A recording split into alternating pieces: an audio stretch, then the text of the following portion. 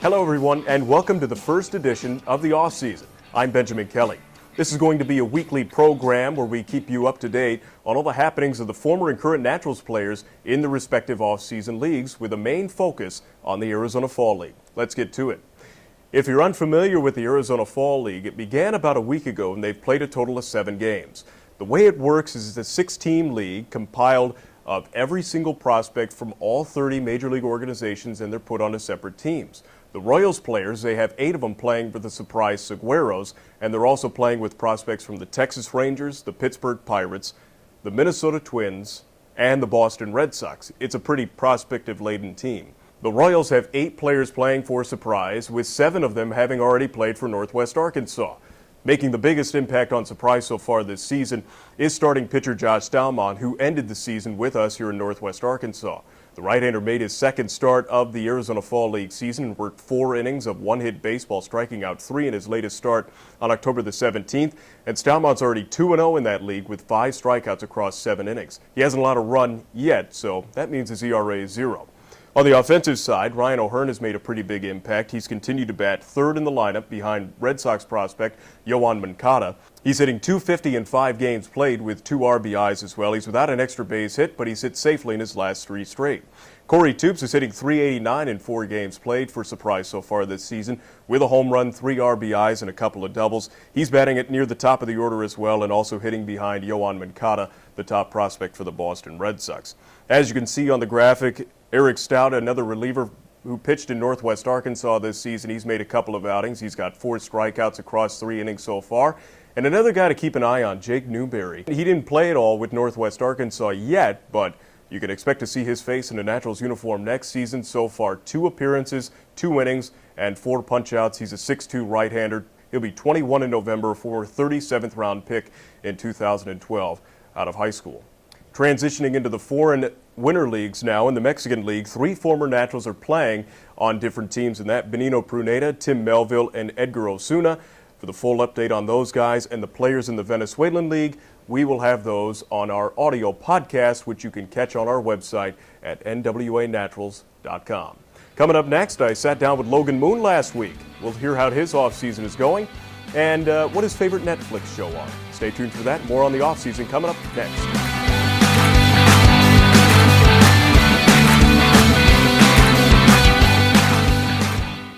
We're here with Logan Moon now, the Naturals right fielder. He played all of 2016 with Northwest Arkansas. He led the club with 7 outfield assists. He hit right around .255 for the season. He finished with 4 home runs, set career highs in home runs and RBIs, along with runs scored and walks as well. And Logan, in this edition of the offseason, what have you just been doing to fill your time ever since the season ended? Right when the season was over, I took about a week where I tried not to come out of my room, just relax, sleep, catch up on some Netflix, stuff like that, because, it's a long season. I think we played, 148 total with the playoffs. So right when the season's over, a lot of people have to travel, get home. For me, I didn't have to travel right after the season's over. I stayed where I was staying. And since then, I've been going up to see my family in Kansas City. I've been doing a little bit of baseball lessons, stuff like that. Getting to spend some more time with my wife, because during the season, it's really tough. I'm at the field from noon to midnight sometimes. But besides that, just watching TV, football, having fun. Now, you mentioned Netflix. You mentioned a lot of things here. We'll get to all of it throughout the course of this chat. But your Netflix show, what's your go-to? What have you been binging since the season ended? Friends. Friends? Yeah, I didn't used to like that show at all. All of a sudden, last year, me and my wife watched 1 episode on Netflix. We watch them all every night now. What season are you on? Every season. Every season. Every season. Well, and you've been able to hang out with Maddie quite a bit. I know you said that she started to coach at your alma mater, Missouri Southern State in Joplin, but it's probably nice to just be able to hang out with your wife. Yeah, well, we're both very excited about the Missouri Southern thing. I'm obviously a huge fan and supporter of Missouri Southern athletics, and now she is as well. She's very happy to be there, and My little brother's playing baseball there as well. So, we spoke about it off air, but it's great because we're going to be getting a house there sometime in the next 30 days once we finish closing in Joplin. So it's going to be a nice family event and family affair at Missouri Southern. So, we're very excited about that part. And for those of you that don't know, Logan's wife, Maddie, did accept a position as an assistant soccer coach at Missouri Southern. So exciting time in the Moon household. And Logan, a solid season for you with Northwest Arkansas this year. You skip low A ball. You go from rookie ball to A ball in Wilmington, and then you come to Double A for 2016, and you hit right around 255. You hit 4 home runs this season. You doubled your career total in a single year. It was just a great season for you offensively. But at the beginning of the season, I asked you one thing that you wanted to work on, and you talked about taking more walks. You said you were very aggressive at the plate because your mindset was you're not going to walk your way to the big leagues. So how did you feel that went for you this season? Well, first of all, those numbers, when you say them, to me are a little disappointing. But I know that, because they're very similar to last year's numbers. But, what I tell people that are close to me is, there's no doubt I'm a better hitter this year than I was last year. Numbers might not show it, but I definitely felt like I got much better at the plate in 2016.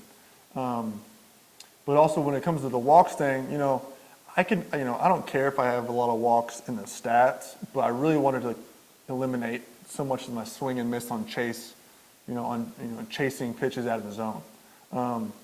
And it was a real struggle for me until about 3 weeks left to go in the season. And I started working with Vance and Buck more about, I kept asking them, how can I recognize pitches? How can I recognize pitches? Stuff like that. And they both talked to me about getting ready to hit sooner and eliminating some head movement. And it made a big difference. I was telling my dad a couple weeks ago that during the playoffs, I think I only chased about 4 pitches all playoffs. And that was a huge jump for me. When I would lay off tough pitches, all of a sudden I'm hitting in 2-0, 3-0 counts a lot more, 2-1s instead of 1-2s and 0-2s, and it made a huge difference. So this season, I know you're very big on your outfield. You say that you can throw at just about anybody. You have a better arm than a lot of people, and you had 7 outfield assists this season, and one of them was late in the year. Harrison Bader's on first base. It's a game against Springfield, and you throw him out from a step in front of the warning track in right center field at Springfield. You throw them out, and that just turned that entire game. Late in the season, you guys ended up coming out with a big win. But what's your most memorable, play in right field? You had a number of them. Yeah, you're right. I do take a lot of pride in my outfield and then throwing. And I don't know where you get the 7 number from. I don't even know if they keep that stat anymore, honestly. I've never been able to find. I've never seen an outfield assist stat kept correctly, so I don't know. It doesn't matter to me. But what I do love is seeing. What I do love is cutting the ball off in the gap and throwing it in and thinking I'm about to throw somebody out and looking up and he's standing on first. I do love that. For one, the majority reason is because it keeps the double play in order. And all of a sudden, the next pitch might be a double play and we're out of the inning. And unless you're a huge baseball guy or person, you don't really see those kind of plays, but the pitchers do. And one of my favorite things about defense is when a pitcher waits on the field to give you a high five for either a great play you made, or like I said, keeping a double play in order, or something like that. Those are the reasons and the moments why I take so much pride in my defense, because I do love. I love throwing people out, and I love making good plays and stuff like that, but it's awesome to get respect from your pitcher teammates. We're sitting down with Logan Moon on this edition of the Offseason. And Logan, we thank you for your time and enjoy the rest of your offseason. We'll see you in spring training. Thanks, man. Appreciate it. See ya.